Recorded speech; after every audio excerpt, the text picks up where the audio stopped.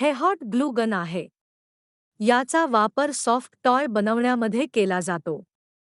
याच्या मदतीने कोणत्याही प्रकारच्या तुकड्यांना सॉफ्ट टॉय बनवताना चिकटवण्यासाठी वापरले जाते.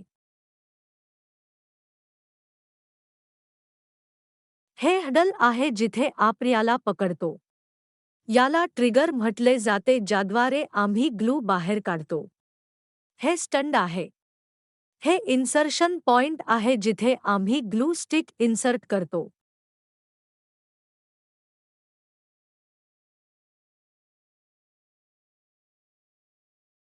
अशा प्रकारे ग्लू स्टिक इन्सर्ट केली जाते आणि नंतर पॉवर केबलच्या मदतीने पॉवर सप्लाय केली जाते.